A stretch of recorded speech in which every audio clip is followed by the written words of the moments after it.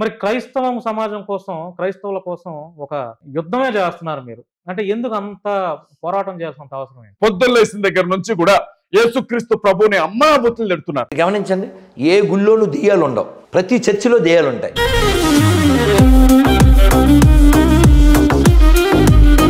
అంత విరుచుకు పడుతున్నారు కదా హిందువుల మీద, అంత విరుచుకు పడుతున్నారు. ఏంటి మీ వెనక ధైర్యం ఏంటి? అసలు మీకు ఎవరున్నారు? దానికి నేను భయపడినా. ఈ ఉడత ఊపులకి తాటాకి చప్పులకి నేను భయపడే వ్యక్తిని కాదు. చూసుకుంటూనే ఉండలేకపోతున్నాను. ఇప్పుడు నా బిడ్డ జోలికి ఎవడైనా వస్తే నేను ఊరుకోను కదా, లేకపోతే నా భార్య జోలికి ఎవడైనా వస్తే నేను ఊరుకోను. మా అమ్మ నాన్న ఎవడైనా ఏదైనా అంటే నేను ఊరుకోను కదా. క్రైస్తవ సంఘాన్ని కానీ, లేకపోతే క్రీస్తుని కానీ, మరియ తల్లిని కానీ, బైబిల్ గ్రంథాన్ని కానీ, పరిశుద్ధ గ్రంథంలో ఉన్నటువంటి అపోస్తులను కానీ, ప్రవక్తలను కానీ, క్రైస్తవ్యాన్ని కానీ ఏమన్నా అంటే నేను ఊరుకోను.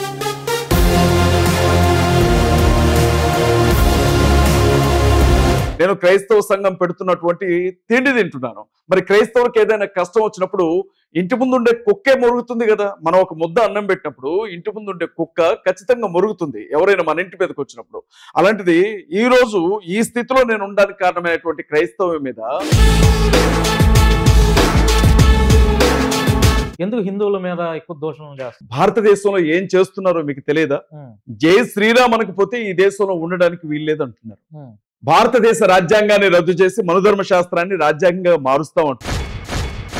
ఇలా జరుగుతున్న వాటికి ఆద్యం పోసింది క్రిస్టియానిటీలో ఉన్నటువంటి మీలాంటి పాస్టర్లే. చర్చిలోకి వచ్చే వాళ్ళకి వాళ్ళ గురించి మేము ఎందుకు చెప్తాం? మీకు ఇంకో విషయం చెప్తాం. బైబిల్ గ్రంథం చాలా స్పష్టంగా చెప్తా ఉంది. బైబిల్ గ్రంథం చాలా స్పష్టంగా చెప్తా ఉంది. అన్య దేవతల పేరు కూడా మీరు నోటితో ఎత్తొద్దు అని చెప్తా ఉంది. కానీ ఇవాళ ఏ తప్పు చేయని, ఏ పాపం ఎరగని క్రీస్తు గురించి వాళ్ళు నోటుకొచ్చినట్లుగా మాట్లాడుతున్నారు. కాబట్టే వాళ్ళ భాగవతాలు బయట పెట్టే క్రమంలో వాళ్ళ దేవుడి గురించి మేము మాట్లాడతాం.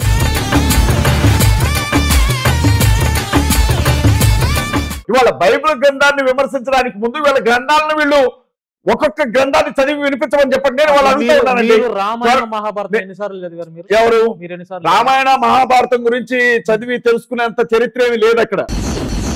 చిరంజీవి స్వామి హిందువే కదా, ఓం నమ శివాయ అని చెప్పించాడు ఆయనతో. ఎందుకని చెప్పడు ఆయన? వైష్ణవులు శివుణ్ణి ఒప్పుకుంటారా? శైవులు విష్ణువుని ఒప్పుకుంటారా?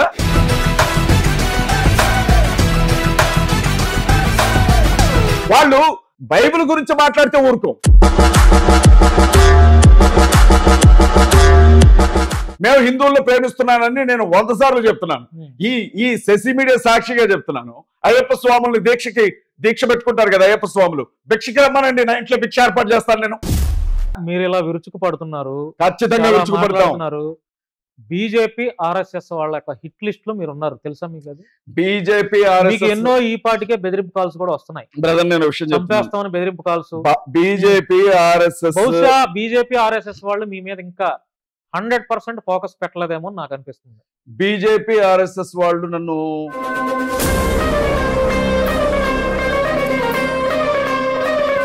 రాధా మనోహర్ దాస్ తో మాట్లాడి మీలాంటి వారికి ఒక 10 లక్షలు 15 లక్షలు ఆర్థిక సాయం చేపిస్తా, హిందూయిజంలోకి వెళ్ళిపోతారా? ఆడే రోడ్డు పక్కన చెక్కల వేసుకుంటూ తిరుగుతూ ఉంటాడు. ఇట్లా ఆడు నాకేమిస్తాడు? వాడికి ఏమన్నా కావాలని అడగండి, నేను ఇస్తాను.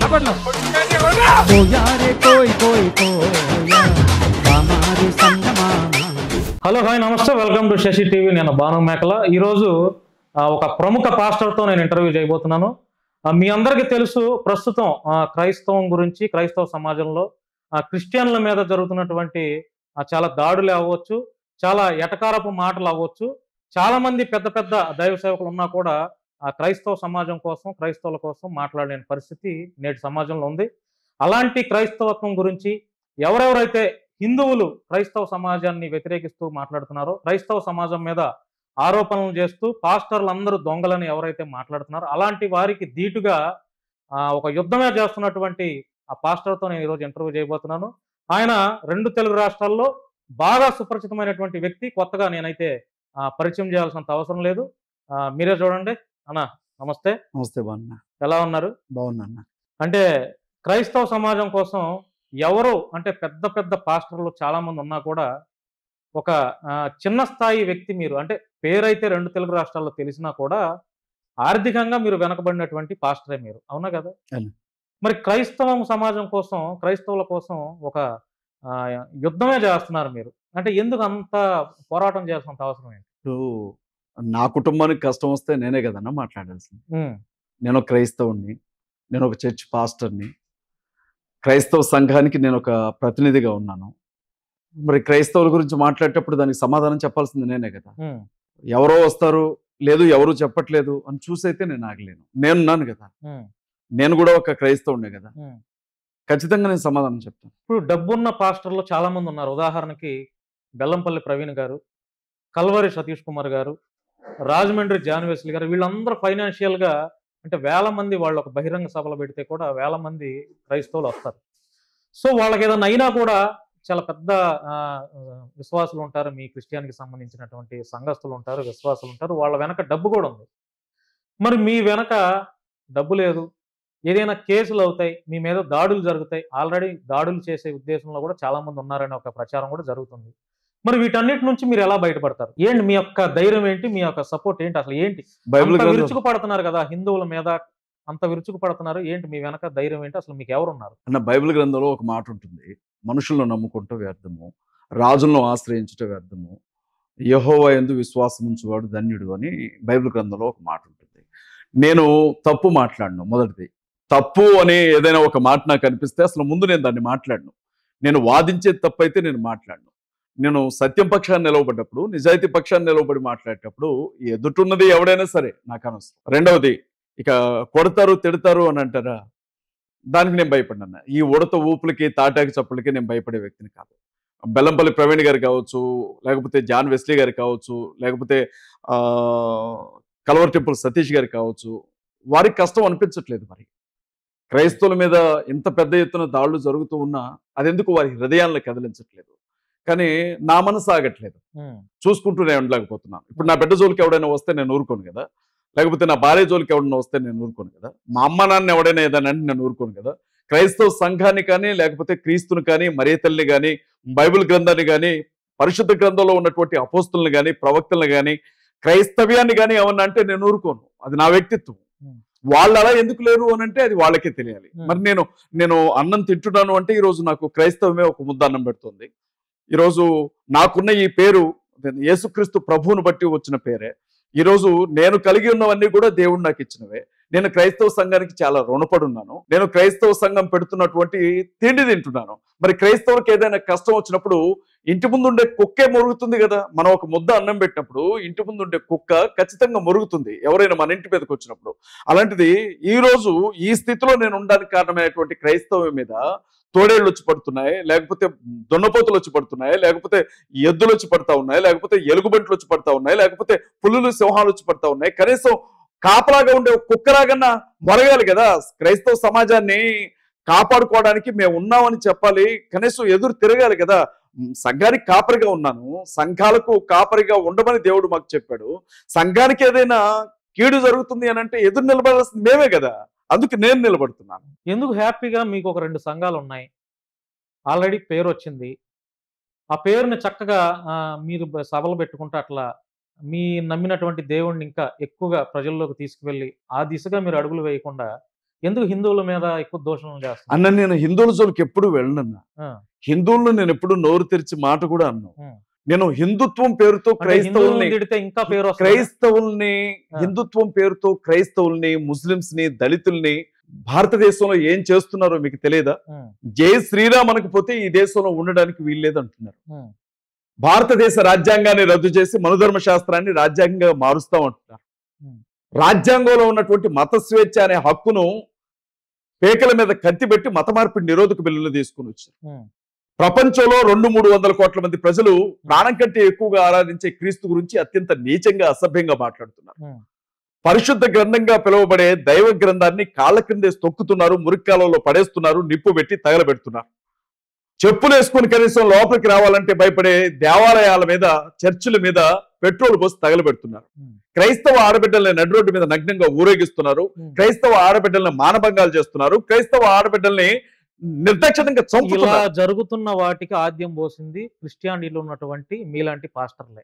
మీరు మీ సేవ చేయకుండా, మీరు నమ్మినటువంటి దేవుణ్ణి మీరు ప్రచారం చేసుకోకుండా, ఆ హిందూ దేవుడు ఎట్లాగా, ఈ హిందూ దేవత ఎట్లాగా, వాళ్ళు ఎట్లా, వీళ్ళు ఎట్లా అనబట్టే ఈ రోజు హిందువులు చాలా క్రైస్తవ్యం మీద తిరగబడుతున్నారు. మీ వాదన పూర్తిగా అసంబద్ధం, అది అవివేకం. రెండవది అది పూర్తిగా తప్పు కూడా. ఎందుకంటే ఏ చర్చ్ పాస్టర్ కూడా ప్రార్థనా మందిరం లోపల క్రీస్తు గురించి మాత్రమే మాట్లాడతాడు. బైబిల్ గ్రంథంలో ఉన్నటువంటి వాక్యం గురించి మాత్రమే ప్రకటిస్తాడు, మంచి చెబుతాడు, మంచి గురించి బోధిస్తాడు. హిందువులకు సంబంధించినటువంటి దేవతల గురించి కానీ దేవుళ్ళ గురించి కానీ బలిపీఠాల మీద పరిశుద్ధ స్థలాల్లో నిలవబడి మాట్లాడాల్సినటువంటి కర్మ మాకు పట్టలేదు అన్న విషయాన్ని మీరు జ్ఞాపకం మీ ఉంచుకోండి. మాటలకు నేను ఈ విషయంలో అగ్రి అవను.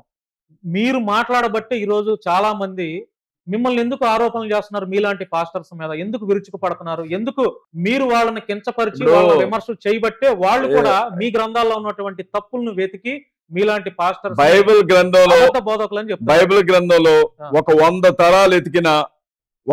తరాలు వెతికినా దేవుడు చేసిన తప్పు కనపడదు, దేవుడు మాట్లాడిన తప్పు కనపడదు, దేవుడు చేయమని చెప్పిన తప్పు కనపడదు. బైబిల్ గ్రంథంలో బూతులు లేవు, బైబిల్ గ్రంథంలో తప్పులు లేవు. బైబిల్ గ్రంథంలో సాధారణమైనటువంటి మనుషులు చేసినటువంటి తప్పులు ఏమైనా ఉంటే ఉండొచ్చు, అది హిస్టరీ కూడా అందులో ఉంది. ఇప్పుడు ఇజ్రాయెల్ అనే దేశం గురించి బైబిల్లో రాయబడింది. ఇజ్రాయెల్ హిస్టరీ చూసినప్పుడు కూడా అదే ఉంటుంది యాస్టేజ్ గా. అలాగే ఈజిప్ట్ గురించి రాయబడింది, ఈజిప్ట్ హిస్టరీ చూసినప్పుడు అలాగే ఉంటుంది. ఇప్పుడు కొన్ని సంవత్సరాల క్రితం సమైక్య రాష్ట్రానికి ముఖ్యమంత్రి ఎవరు అని అడిగితే నల్లారి కిరణ్ కుమార్ రెడ్డి గారు, ఆయనకంటే ముందు రోసే గారు, ఆయనకంటే ముందు రాజశేఖర్ రెడ్డి గారు ఉన్నారు. ఇది హిస్టరీ, ఇది మారదు. బైబిల్ గ్రంథంలో కూడా కొంతమంది రాజులకు సంబంధించినటువంటి చరిత్రలు ఉన్నాయి, భూమి మీద బ్రతికినటువంటి వ్యక్తులకు సంబంధించినటువంటి జీవితాలు ఉన్నాయి. రాబోయే తరాలకు బుద్ధి కలగడం కోసం వాళ్ళు చేసినటువంటి తప్పుల గురించి కూడా రాస్తారు తప్ప బైబిల్ గ్రంథంలో దేవుడు చేయించినటువంటి పనులు కావవి. అవి మనుషులు, భక్తులుగా పిలువబడినటువంటి వ్యక్తులు కావచ్చు, లేకపోతే ఇష్టానుసారంగా బ్రతికినటువంటి మనుషులు కావచ్చు, రాయబడినటువంటి చరిత్రలు ఉన్నాయి. బైబిల్లో ఆ పరిశుద్ధ గ్రంథంలో ఒక వ్యక్తి తప్పు చేస్తుండొచ్చు, వ్యక్తుల సమూహం తప్పు చేస్తుండొచ్చు, కానీ దేవుడుగా పిలువబడినటువంటి క్రీస్తు కానీ పరిశుద్ధాత్ముడు కానీ ఇప్పుడు చేసిన తప్పే లేదు. నేను మళ్ళీ మీకు ఒక సమాధానం చెప్పాలి, నేను మీకు ఒక సమాధానం చెప్పాలి. రాధా మనోహర్ వాళ్ళకి ఎటువంటి బుర్ర లేకుండానే చదవకుండా బైబిల్ బూత్ పుస్తకం ఎవరు రాధా మనోహర్ దాస్ కావచ్చు, లేకపోతే కరుణాకర్ సుగ్నా కావచ్చు, లలిత్ కుమార్ కావచ్చు, లేకపోతే అంతకంటే ముందు మీరు అడిగిన విషయానికి నేను సమాధానం చెప్పాను. హిందూ దేవుళ్ళ మీద పడి మీరు ఏడుస్తున్నారు కాబట్టి వాళ్ళు క్రైస్తవుల గురించి మాట్లాడుతున్నారు అని. హిందూ దేవుళ్ళ మీద పడి ఏడవలసిన కర్మ మాకు లేదు. అక్కడ ఏముంది సరుకు ఏడవడానికి? అక్కడ ఏం సరుకు ఉందని చెప్పి మేము ఏడవాలి. చర్చిలోకి వచ్చే వాళ్ళకి వాళ్ళ గురించి మేము చెప్తాం, మీ ఇంకో విషయం చెప్తాం.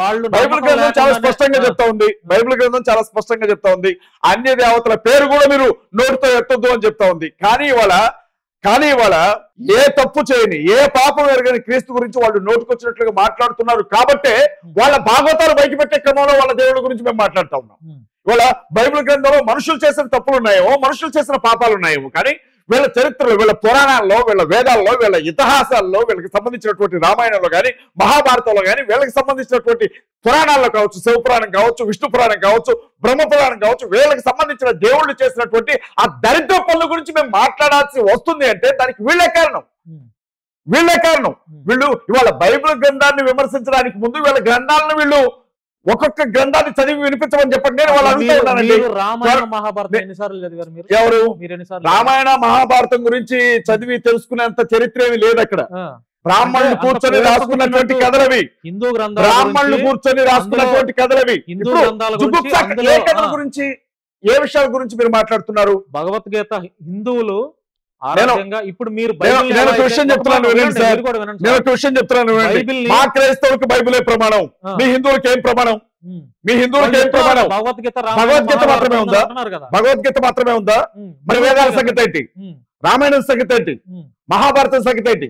శివపురాణం సంగతి ఏంటి? దేవి భాగవతం సంగతి ఏంటి? బ్రహ్మ పురాణం సంగతి ఏంటి? విష్ణు పురాణం సంగతి ఏంటి? ఈ కథలన్నీ ఏంటి? వీటికి సంబంధించి ఇప్పుడు నేను చెప్పేది వినండి. నువ్వు కల్పితంగా పెట్టుకుంటావా, లేకపోతే ఇంకొక 100 పురాణాలు రాసుకో, మాకు సంబంధం లేని విషయం. చిన్నజీవి స్వామి ఉన్నాడు, ఓం నమ శివాయ అని చెప్పించండి ఆయనతో. చిన్నజీవి స్వామి హిందువే కదా, ఓం నమ శివాయ అని చెప్పించండి ఆయనతో. ఎందుకని చెప్పడు ఆయన? వైష్ణవులు శివుణ్ణి ఒప్పుకుంటారా? శైవులు విష్ణువుని ఒప్పుకుంటారా? వాళ్ళు పొడుచుకొని చచ్చిన రోజులు లేవా? వాళ్ళు నరుక్కొని చచ్చిన రోజులు లేవా? వాళ్ళు శివుడు ఎంతటి వాడు అని వైష్ణవులు అంటే, విష్ణువు ఎంతటి వాడు అని శైవులు అన్న రోజులు లేవా? వాళ్ళల్లో వాళ్ళకే ఒక ఆలోచన ఉండదు వాళ్ళకి. వాళ్ళు బైబిల్ గురించి మాట్లాడితే ఊరుకో, బైబిల్ గురించి మాట్లాడితే ఊరుకోం. మీరు అంటున్నారు నన్ను చెప్పనివ్వండి, హిందూ గ్రంథాల గురించి మాట్లాడుతుంటే ఎందుకు అంత ఆవేశపడుతున్నారు ఎవరు? మీరు ఎందుకు ఖచ్చితంగా ఆవేశపడతాం. బైబిల్ గ్రంథాన్ని మీరు నమ్మినటువంటి దేవుడు ఎదుటి వారిని పట్ల ప్రేమ, సమాధానం, గౌరవంతో మాట్లాడాలని చెప్పి శత్రువునైనా ప్రేమించాలి. శత్రువులను కూడా ప్రేమిస్తాం, కానీ సైతాన్ని ప్రేమించం. శత్రువులను కూడా ప్రేమిస్తాం, శత్రువులను కూడా ప్రేమిస్తాం. పరంగా విమర్శలు చేయొచ్చు, కానీ శత్రువులను కూడా ప్రేమిస్తాం, కానీ సైతాన్ని ప్రేమించమని ప్రభు చెప్పలా. హిందువులు అంటే ఎందుకో ద్వేషంలా కనపడుతుంది నాకైతే. నా అత్తమావులు హిందువులు, నా బావమరిది హిందువు, నా ఇరుగు పొరుగు వాళ్ళు హిందువులు, నేనుండే వీధిలో ఉండే వాళ్ళందరూ హిందువులు, బాబాయ్ పిన్ని అని పిలుచుకునే వాళ్ళు హిందువులు. మీకు మొదటి నుంచి చెప్తున్నాను, నేను హిందువులకు వ్యతిరేకం కాదు. నేను హిందువులకు వ్యతిరేకం కాదు. నేను రాధా మనోహర్ దాస్ లాంటి ఒక చీడ పురుగుకి వ్యతిరేకం. ఇక్కడ నాదో ప్రశ్న ఉంది, అడగండి. మీ వీధిలో వాళ్ళంతా హిందువులు, ఇంట్లో వాళ్ళంతా హిందువులు? ఇంట్లో వాళ్ళు కాదు, నా ఇంట్లో ఏ హిందువు లేడు, నా బంధువుల్లో హిందువులు ఉన్నారు. మీ బంధువుల్లో హిందువులు? అవును. ముందు వాళ్ళని క్రైస్తవులకు మార్చారు. నేను చెప్పామా? మార్చండి మరి. మీరు క్రైస్తవ ధర్మాన్ని మేము సువార్త ప్రకటిస్తాం, సువార్త ప్రకటిస్తాం. విన్నవారికి నచ్చితే వస్తాడు, లేదు మా మామయ్యకి నచ్చలా, ఆయన రాముడికి దండం పెట్టుకుంటాడు, విష్ణువుకి దండం పెట్టుకుంటాడు, శివుడికి దండం పెట్టుకుంటాడు. ఆయనంత మాత్రాన నా భార్య తండ్రి కాకుండా పోతాడా? ఇంటికి వస్తాడు, కడుపు నిండా అన్నం తింటాడు, నచ్చితే ప్రేయర్ జరిగేటప్పుడు లోపలికి వచ్చి కూర్చుంటాడు, నచ్చకపోతే వెళ్ళిపోతాడు, గుళ్ళోకి వెళ్ళి దండం పెట్టుకొచ్చుకుంటాడు. బంధుత్వాలను తెచ్చేసుకుంటావా ఆ మాత్రానికి? నేను ఒక విషయం చెప్తున్నానండి, క్రైస్తవులతోనే రిలేషను, క్రైస్తవులతోనే స్నేహం, క్రైస్తవులతోనే బంధుత్వం, మిగతా వాళ్ళు ఎవరితో కూడా మాకు ఏ సంబంధాలు లేవని మేము చెప్పామా? మీరు విన్నారా ఎక్కడైనా? మీరు విన్నారా ఎక్కడైనా? నేను చెప్పలేదు ఆ మాట. మేము హిందువులను ప్రేమిస్తున్నానని నేను 100 సార్లు చెప్తున్నాను. ఈ శశి మీడియా సాక్షిగా చెప్తున్నాను. అయ్యప్ప స్వాముల్ని దీక్ష పెట్టుకుంటారు కదా అయ్యప్ప స్వాములు, భిక్షకి రమ్మనండి, నా ఇంట్లో భిక్ష ఏర్పాటు చేస్తాను నేను. భవానీ మాలలో వేసుకున్న వాళ్ళు ఉంటారు కదా, రమ్మనండి, వాళ్ళకి కావాల్సినటువంటి భోజనాలు ఏర్పాటు చేస్తాను నేను చెప్తున్నాను, వినండి. వాళ్ళ అంటే ఇక్కడ